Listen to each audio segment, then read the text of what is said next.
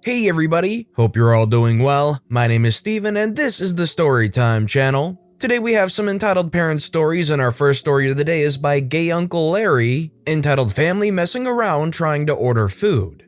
My parents own an Asian restaurant. My dad works his butt off to ensure our survival. I love and respect his iron will and his undying determination. My mom works just as hard. Of course, I help where I can to ease their workload. Our restaurant opens every day from 11:30 a.m. to 11 p.m. One day we get a reservation for 3 people at 10 p.m. A family, it seems. Well, it would have been perfectly fine if they haven't come late 30 minutes. My mom was pissed already. My dad, on the other hand, kept his cool. They did not speak Chinese or any other language my parents could understand but English, so it was my turn to help out.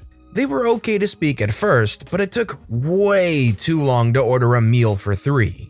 They questioned everything, from the way it's cooked to the ingredients. And if you know the Chinese kitchen, most dishes are cooked with a delicious sauce. Dry dishes are not the type of food my father would cook. You need to know that in China, the way things are done in the kitchen varies from region to region. Some regions have their regional specialties dry and spicy, and other mild and moist, and still it varies depending on how the cook likes it cooked. They wanted dishes without sauce or without a type of vegetable.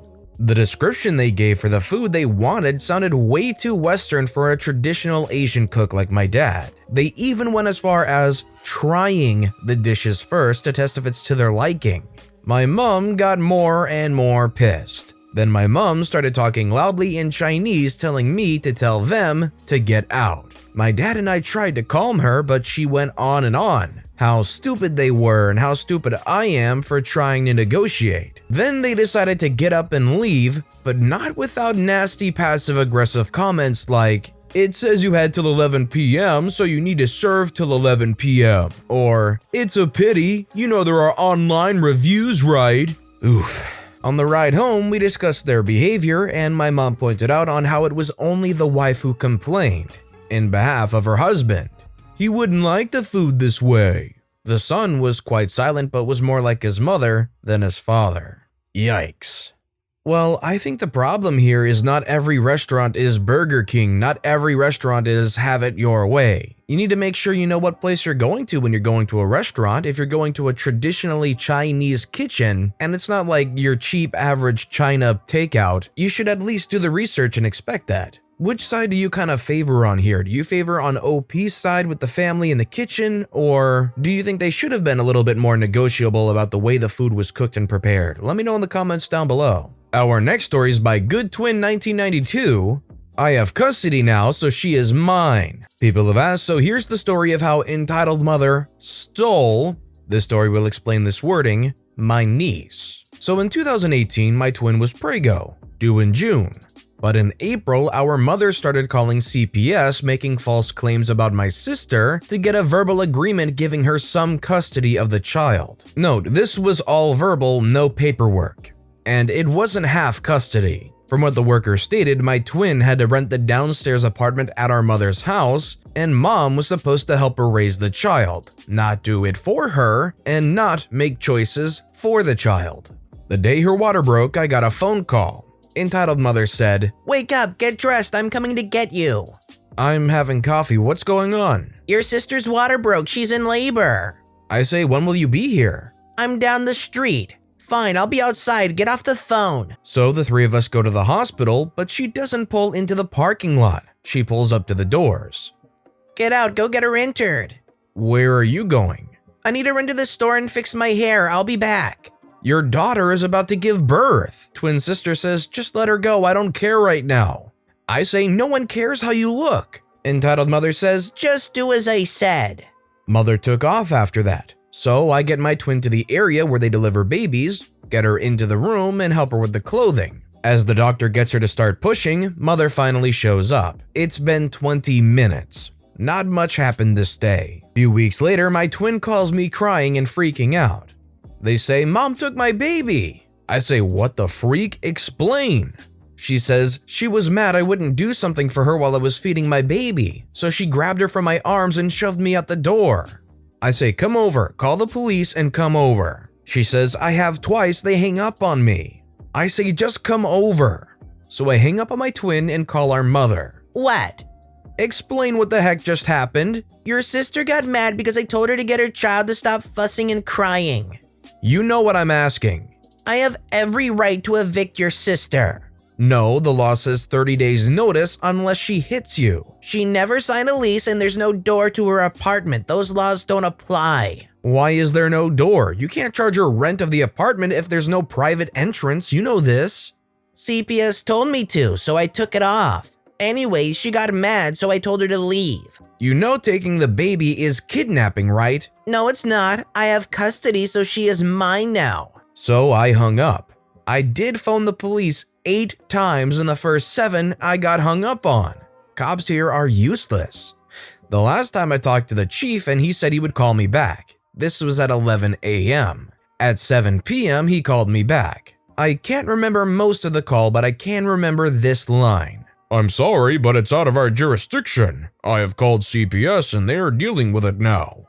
After years of court battles, they have decided to give 50-50 custody, which my mother is breaking by not letting my sister ever see her child. But the debt from the court battles forced my mother to sell her house and she still has about $20,000 more to pay off. It's a really crappy technicality, but I think the cops can't get involved unless somebody is in actual danger. I guess considering the baby isn't being harmed or there's no real concern of the baby getting harmed with the mother.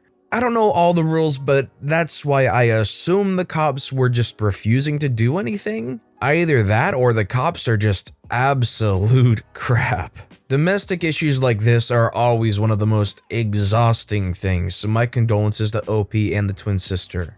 This next story is by Johnny Y, entitled Mother Tries to Take Friend's Phone. So one day after school, my friends and I were on the train going home, and while in the train, entitled Mom's Kid comes to me to see what me and my friend were playing. BS Brawl Ball for anyone who's curious. So he comes up to us and asks, "Can I play?" Me and my friends refuse politely and say if he waits, we can let him play around with us. The kid thinks we're lying, so he goes to tell his mom he wants to play, and I looked up and saw the witch hovering over us. Give me your phone, my son wants to play. I'm sorry, but no, this is our phone. We will let him play around when we're done. No, he says you're lying. No, we are not. We are trying to play on our own. No, you give me your phone or I will take it from you. At this point, we are on the losing side. Friend says, "Hey bro, hurry up, we can clutch this." Friend 2 says, "Yeah, I just got a team wipe." At this point, the entitled mother finds out they are not listening and reaches down to grab friend's phone. At this point, the train has reached our stop. So seeing her reach for the phone, I slap her arm away and I yell to my friends, "Hey, hurry up, this witch trying to take your phone, let's go." Friend, having very fast reflexes, jumps up, grabs friend 2 and runs out of the train. Now, as we are running, we see the fat frick running towards us, still trying to get the phone, and she even yelled, "Thief!" to get people to stop us. Thank God, no one chased us, and while we ran, we decided to split up and meet in the shopping center at Giant. After meeting up at Giant, we do not see entitled mother anywhere and so decide to take the next bus home. We live in the same area. On the bus, we see the entitled mother inside without her child still in the train. She sees us and tries to run to us, but the door closes just as we get out. So in conclusion, this lady tried to get a phone for her son, whom was left behind. This was from last year, so my memory is not very good. I'm like a darn goldfish. Thank you for reading, and thanks for putting up with my crappy English. So what I'm assuming is the kid told the entitled mother that it was their phone or something that belonged to them, so entitled mother was trying to get it back? Either that or entitled mother was just trying to be a flat-out thief and steal from some kids. I don't think you can get any more karmatic justice than her accidentally leaving her child behind on the other train trying to chase down a bunch of kids to steal their phone. I just hope that nothing bad happened to the kid while they were alone. That's it. Our next story is by LitCandle87, entitled Dad Doesn't Seem to Realize I Am Not a Childcare Service. Being at boarding school with my sister and no adults is hard. The worst part is the fact that my dad expects me to babysit my younger sister. He doesn't seem to realize that I have my own life, my own interests, and that I really don't have that much free time outside of sports and school. He really expects me to watch my sister 24/7 and to constantly provide for her. If my sister was an intelligent, self-reliant, responsible kid, this wouldn't be a problem. Unfortunately, she is not. So all the responsibility for her falls to me. The worst part about all of this is the fact if my sister does something stupid that I have nothing to do with, guess who gets blamed? Me. And then I'm the one who has to rectify her mistakes no matter what the cost for me is. Last year, she got ditched in the town outside of our school. I had to get an Uber, go out there, and pick her up. This was after I warned her many times to stay away from the person who ditched her in town. This took an hour out of my night right before I had a big test for one of my hardest classes, and I was pissed to say the least. She didn't listen to me or even seem to care about what had happened. Needless to say, stuff like all of this happened last year, and I had to bail her out of so many stupid situations that she got herself into for no good reason. The final straw happened this year. My sister forgot her book bag with her $2,000 computer in it in the gym during the first week of school. You think she'd learn from the mistake, but no. She did the exact same thing a week later, but this time she left her stuff in one of her friend's cars. And of course, my dad immediately expected me to hand over my computer because she wasn't responsible with hers. I was really pissed about all of this because my sister likes to go through my messages on my computer, and I was worried she would see my Reddit posts and figure out I was bi. I tried to point out to my dad that she needed to learn responsibility from constantly remaking the same mistake, but he didn't care and told me to hand over my computer. This has all been building up to what happened today/yesterday.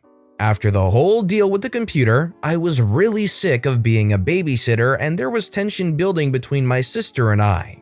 Yesterday, I told my dad about something that happened where my sister got mad at me for talking about our cat, and I told my dad about it. He then decided that we needed to stop bickering like a couple of old ladies, and he threatened to sell my car unless we started spending more conflict-free time together. I don't have much of a problem with this, but my sister sure does. She's refusing to follow his new rules, and my dad doesn't care about it. He says if we both don't do it, we'll both be in trouble. And I just feel like it's incredibly unfair that I'm getting punished and could potentially lose my car for something my sister is doing.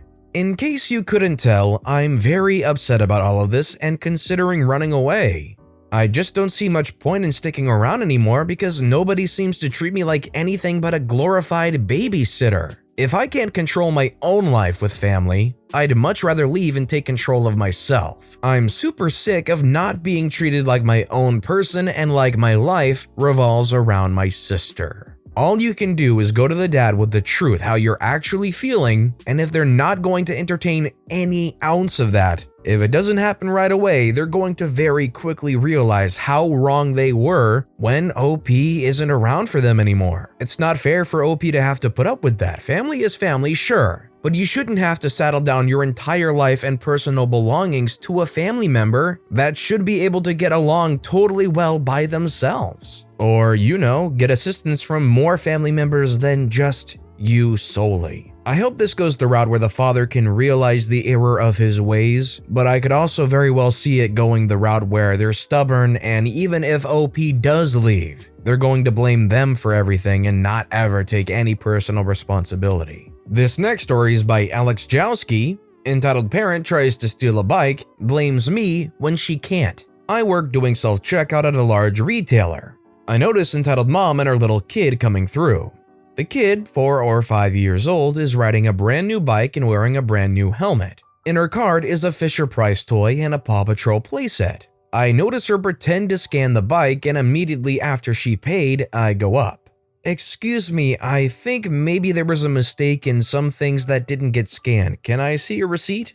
She shows me the receipt. Only 2 items are on it, Paw Patrol playset and green bike helmet. No, that's the bike right there. That says Paw Patrol playset. That's not the bike. Then it's this other thing. That says bike helmet. That's not the bike. No, my kid wore the helmet here. We were trying to find a bike that matched. But you scanned the bike helmet. Let me go ahead and ring up the bike and we'll check. At this point, she knows she's been caught and flips out. She takes the bike from her kid and almost throws it at me. She tells her kid, "Sorry, he decided you're not allowed to have this. He thinks you're a bad kid." The little boy begins crying and mom says to me, "You see that? That's your fault. You broke a kid's heart today. Are you happy?" She then storms off. Kid is crying and leaves with a bike helmet and no bike. All I can say back is, "Ma'am, you forgot the Paw Patrol toy." But that was ignored. No call for a supervisor, no need to flag security because they did pay for the helmet. The irony is that 20 minutes later, a kid sees the bike in my pile of things to take back later, wants it, and their mom agrees. The bike was $10 cheaper than the Paw Patrol playset that was paid for and forgotten. So was this mom just oblivious to price tags? Or were they stupid and trying to steal something that was way more obvious and also less expensive than the playset? What? I just feel for the kid in the situation because they shouldn't have to be exposed to that kind of stuff. And our final story of the day is by TheGreatWallofChris, entitled "Mother Treats Daughter Like Crap for Weeks Before Daughter's Wedding Day."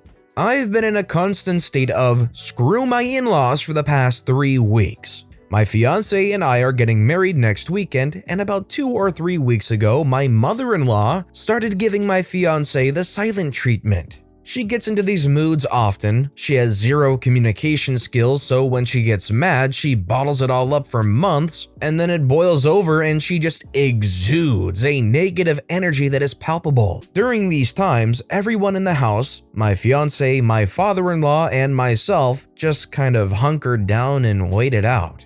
This time is different though. Usually when she's in these moods, she's crappy to everyone. But this time, it's just been directed towards my fiancé. She's been perfectly cordial to me and my father-in-law. My father-in-law isn't innocent of anything either though. He's constantly asked my fiancé, "What's with the attitude?" Only furthering the sense of worthlessness my poor fiancé has been feeling. He knows darn well what the problem is, so why be a butt about it, you know? He's not asked once, "Hey, what's wrong?" He asks like she's to blame for being upset. Anyway, last week, mother-in-law started trying to talk to my fiancé and she's not reciprocating. I don't blame her. She's got stress from work, wedding planning, COVID, this god-awful election year, and now her parents are being a-holes to her and trying to pretend like it never happened. We live with them. It was an arrangement that worked for everyone because we have horses and we'd have to find a place to board them, and her mother would have to take care of her horses by herself. We live in a big old farmhouse and my fiance pays for a lot around the house, me paying for a few bills and utilities. Recently started a plumbing apprenticeship, so I'm not making much, but I try to help as much as I can. The point is, we're not mooching off of them. We're all pulling our own weight in the house. We don't even know why her mother is mad at her. We think it has something to do with our 2-year-old nephew who is incredibly smart for his age, but they keep letting him use the iPad for over an hour at a time, which my sister-in-law has requested not to let him use for more than 10 minutes at a time. They don't do anything with him when he's over every Friday. They just sit and watch the same movie over and over and over and over again. Which would be fine if the weather's been crappy, but we're in a severe drought, so obviously we haven't seen rain in weeks. But again, we don't know exactly what the problem is because her mother won't communicate with her. My father-in-law at one point said, "She's mad about the nephew thing," and when we tried to press him, he said, "It's not my place to say anything." But he was the one who brought it up. Again, just for emphasis, the happiest day of our lives is supposed to be next weekend, and my fiance feels absolutely worthless because of her parents. It breaks my heart. Okay, rant over. So in my opinion, there's 2 things to do here. One is try and console your fiance as best as possible and try and make sure that they know they're not worthless, that they shouldn't feel down, they shouldn't be so affected, stuff like that. The second is to just go to the mother and try and be as frank as possible and try and have an honest chat about how it's weighing down heavily on her daughter and how all you want is to have a civil and happy functioning time together. It doesn't have to be a high emotion, high dramatic thing. Just, try and have a heart to heart, try and make some kind of connection. And maybe you can pierce through it. If not, then you're really kind of learning something, especially there. But with that being said, that's all the time we have for today. So if you had a favorite story of the day, let me know which story and why in the comments down below. But besides that, if you enjoyed the video, please consider giving it a like and subscribe if you haven't. Also, please consider turning on notifications so you'll never miss an upcoming video too. No matter what you did, whether it was viewing the video, liking, commenting, subscribing, thank you all so very much for supporting the Storytime channel. Every little thing that you guys do helps the channel grow more and more every single day, and I appreciate the heck out of it. I hope you all have a great day, and I'll see you all next time right here.